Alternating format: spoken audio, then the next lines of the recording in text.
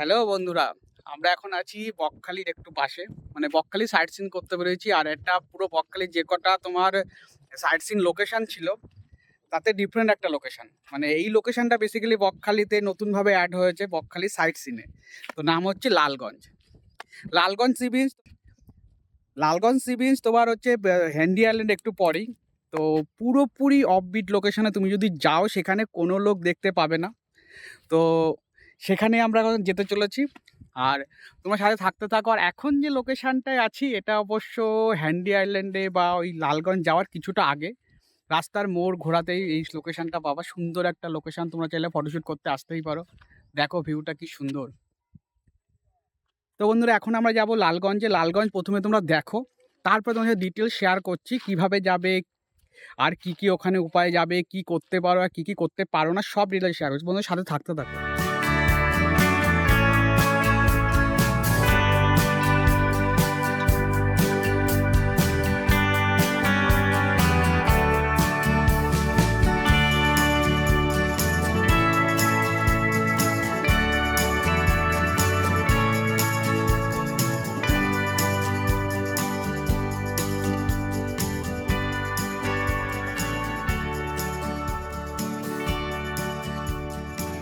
তো বন্ধুরা আমরা এখন আছি লাল কাঁকড়া বিচে, যেটা তোমার হ্যান্ডি আইল্যান্ডের একটু সামনে।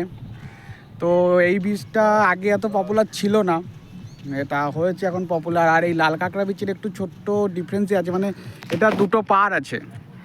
একটা যেটা হচ্ছে বকখালির থেকে আসে, সেটা হচ্ছে মানে লালগঞ্জ বা লাল কাঁকড়া বিচ যেটাকেই বলে, সেটার এক পাশে এসে পৌঁছায়।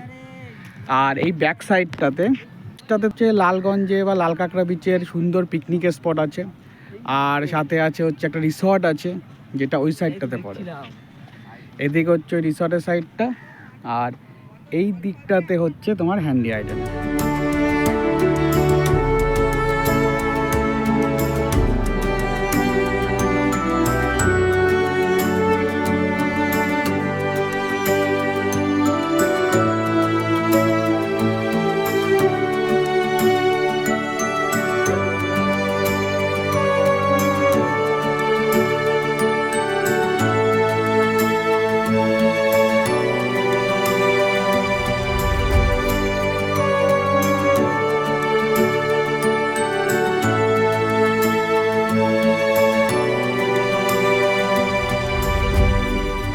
বন্ধুরা এখানে সবচেয়ে ভালো জিনিস প্রি ওয়েডিং করতে আসা, ফটোশ্যুট করতে আসা। বিচের একদম সুন্দর ভাইবস আছে, সুন্দর ফিল আছে, সাথে হচ্ছে নির্জন, কোনো লোকজন নেই, ফাঁকা।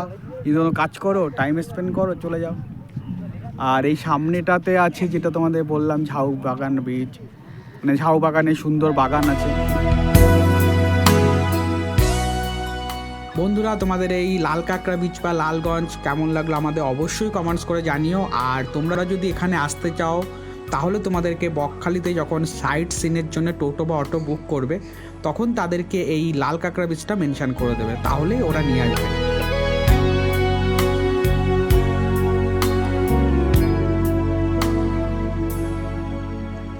তো বন্ধুরা এখনকার মতন আমাদের এই ব্লগ সমাপ্ত হলো।